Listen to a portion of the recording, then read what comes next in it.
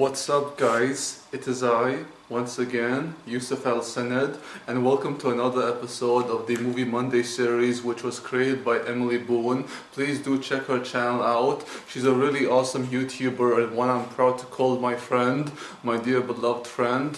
I'm going to add a link for her channel down below in the description box. And for this week's episode of the Movie Monday series, I'll be sharing with you guys and gals my top 5 movies based on true stories. Movies which do take liberties in the stories they tell, true stories, but this list will include 5 films I personally found to be very good in this category, the movies based on true stories that is. I'm going to be ranking these movies based on a ranking system from number 5 to number 1, and here's how the list goes. At number 5 we have Alejandro González Inarritu's The Revenant, which is a semi-western slash survival adventure film. Alejandro González Inarritu had directed and co-written the movie alongside Mark L. Smith, and this story is based on what some would say is a legend, the legend of Hugh Glass, who at one point in his life actually battled a bear in Mortal Kombat, to which Hugh Glass came out as the victor,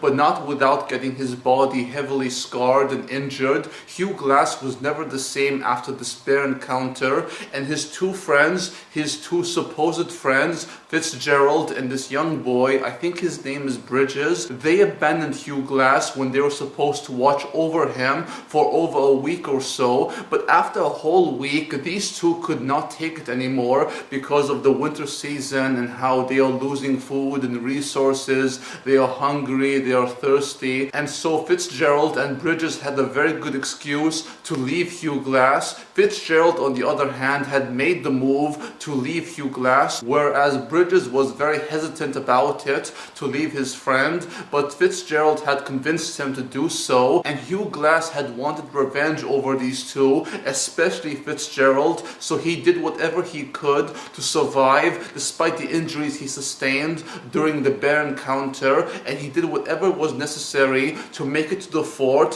3 months later, you heard me guys and gals, 3 whole months of surviving, he finally arrived at the fort and he knocked on the door and demanded Fitzgerald. Only Fitzgerald had went over to the army, and since Fitzgerald had joined the army 3 months ago, during the time that Hugh Glass was surviving the wilderness, he is protected by the army and he is basically immune to whatever Hugh Glass wants to do to him, which is obviously revenge. So Hugh Glass never got the revenge he wanted so bad. He never got his retribution. Despite not getting his retribution against his former friend Fitzgerald, his story has become a legend among many people, especially the people in his time. Alejandro González Inarritu's film The Revenant is loosely based on the story of Hugh Glass and his survival in the wilderness. This movie stars Leo DiCaprio as Hugh Glass, and the bear fight in this movie is the only closest thing to the story of Hugh Glass,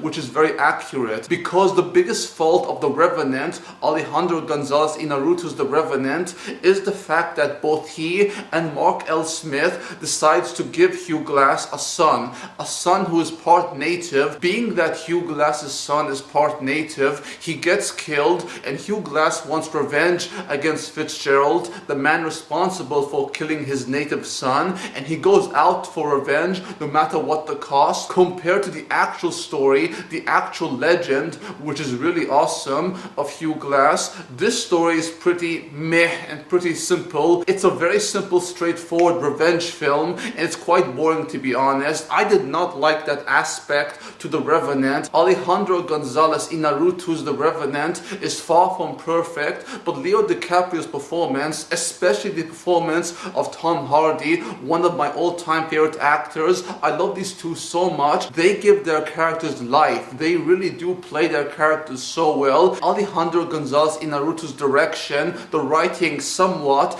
and the cinematography make this movie very good. It's not perfect by any means, but it's still a good film. At number 4 we have Angelina Jolie's In the Land of Blood and Honey, which is based on the Bosnian War, which took place in the 1990s. The Bosnian War, guys, was considered to be the most horrific war in mankind's history, second only to to World War II, the Bosnian War is one of the most horrific events in mankind's history, without a doubt. When I watched this movie, guys, for the very first time, I did not know what to expect watching it, because this is a love story between a Muslim girl, a young Muslim girl, and a Christian man who comes from Serbia, and these two do love each other, but once the war starts, their love crumbles, because this man, the Serbian man who loves the Muslim girl, he is part of the Serbian army, and his father is head of the Serbian army, and he is persecuting any Muslims he can find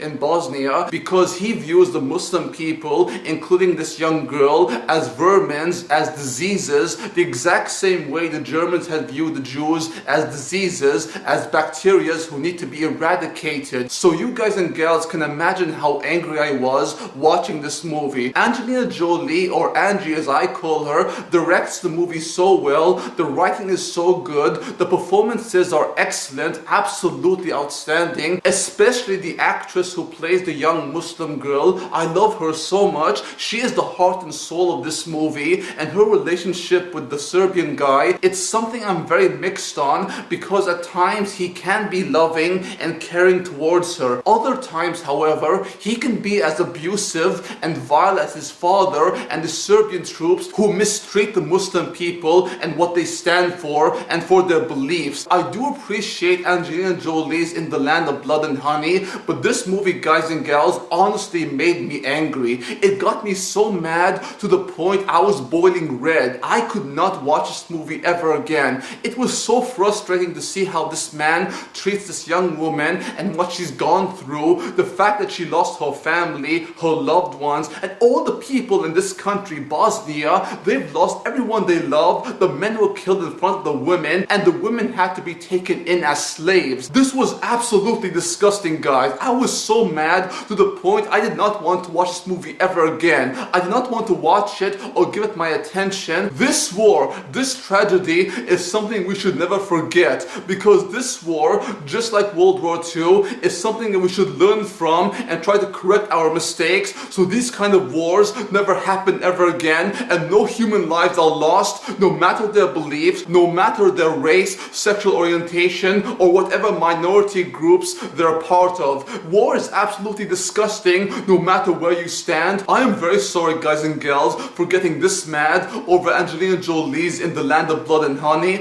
but this film is the last movie I will ever see because of this kind of reaction I get watching it. It's a movie which did not make its money back in the box office, and for very good reasons, because this movie is very hard to watch at times. It's not a movie I would recommend for you guys and gals to watch, but it is a movie which I do love. It's a truly underrated masterpiece, one I do love and appreciate, and one I really do respect Angelina Jolie for telling this kind of story, sharing to the world, and showing us the truth of what happened in the war in Bosnia. At number 3, we have Ron Howard's A Beautiful Mind, which was directed by Ron Howard and was written by Akiva Goldsman. Ron Howard's A Beautiful Mind is based on a novel which was written by Sylvia Nassar. Sylvia Nassar is a German lady who had written a biographical story on John Nash. John Nash, if you guys and gals don't know, was a famous mathematician and a physician, I believe. He is someone who changed the world of math. Few mathematicians had a greater impact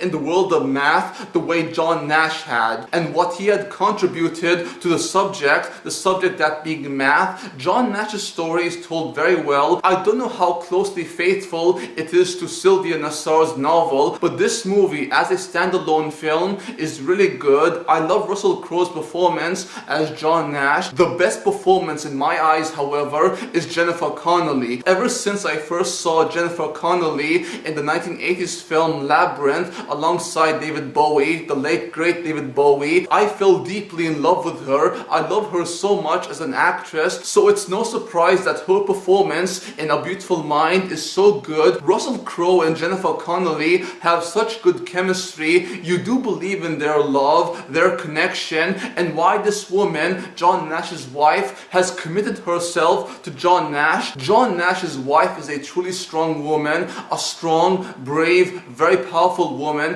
who stuck by her man, and no matter his faults, and trust me guys and gals, John Nash had plenty of faults. She stuck close to him, was faithful to him, loved him endlessly. She always saw the beauty in him, the beauty in both his heart and his mind. A Beautiful Mind is very well directed by Ron Howard, well written by Akiva Goldsman, and the performances by both Russell Crowe and Jennifer Connelly is truly outstanding. I love these two so much, their relationship, their love, and you do believe in the power of love, the power of the mind. At number 2, we have Steve McQueen's 12 Years a Slave. 12 Years a Slave is a story which was written by John Ridley and directed by Steve McQueen. It's based on the autobiographical novel of the same name by Solomon Northup. Solomon Northup, just like the film's title, was a slave for over 12 years during the 1840s, in which he was abducted and taken against his will and made into a slave, along with many other people who, despite how well educated, well spoken, and well mannered they are, they were taken, made into slaves, and forced to do horrible acts for others for their amusement. And Solomon Northup's story is one that had to be told. Solomon Northup's story, as inspiring as it may be, is a very tragic look at slavery. Steve McQueen's 12 Years a Slave is a really powerful film that shows how truly horrifying slavery is. This movie is not for the faint of hearts. Just like Angelina Jolie's In the Land of Blood and Honey, I do love and appreciate the story, as the message they send is truly powerful, but it's not one for you guys and gals to watch unless you want to. And finally, guys and gals, at number 1 we have Tom Hooper's The King's Speech. The King's Speech was directed by Tom Hooper and was written by David Seidler. It's a movie based on the true story of Prince Albert, the Duke of York. Tom Hooper's The King's Speech takes place many years before Prince Albert is to become King George IV, the King of England. Prince Albert has one problem, that being his stammering. Prince Albert's stammering and his lack of confidence are the only two challenges he faces